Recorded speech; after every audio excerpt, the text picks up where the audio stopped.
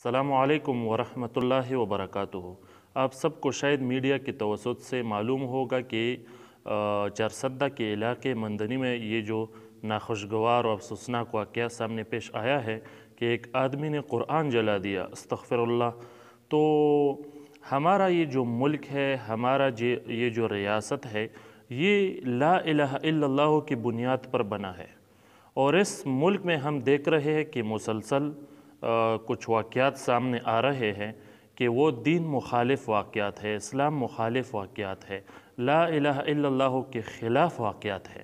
تو مسلسل اس طرح سے واقعات سامنے پیش آ رہے ہیں۔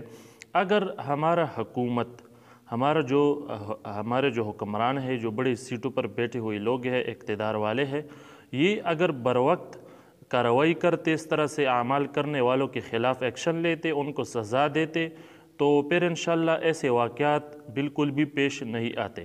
مگر اس سستی کے سبب ہم دیکھ رہے ہیں کہ اس طرح سے واقعات مسلسل پیش آ رہے ہیں۔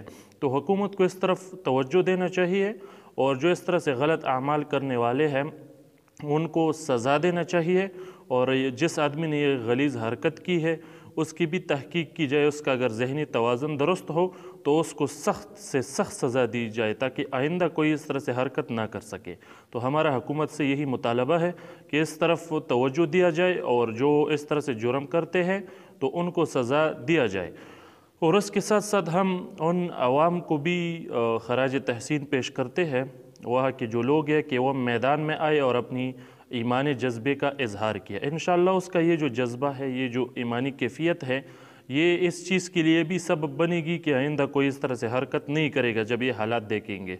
لیکن اس کے ساتھ ساتھ گزارش یہ بھی ہے کہ یہ جو تانے ہیں اس کو نہیں جلانا چاہیے، کیونکہ اس میں جو بڑے بڑے مجرموں کے فائلز پڑی ہوئی ہوتے ہیں، جب کوئی اسے جلاتا ہے تو وہ بھی جل جاتے ہیں، اور بڑے بڑے جو مجرم ہیں پھر وہ آزاد ہو جاتے ہیں، ان کے ثبوت جو ہوتے ہیں ان کے خلاف وہ مٹ جاتے ہیں۔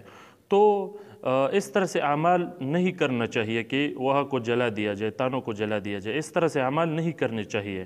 البتہ حکومت کو چاہیے کہ جو اس طرح سے جرم کرے اس کو جلد از جلد سزا دی جائے، اور اس طرح سے عوام کا بھی پھر حکومت پر اعتماد ہوگا۔ اگر حکومت سستی کرے گی تو عوام کا بالکل بھی اعتماد نہیں ہوگا، بلکہ عوام خود فیصلے کریں گے پھر۔ السلام علیکم ورحمۃ اللہ وبرکاتہ۔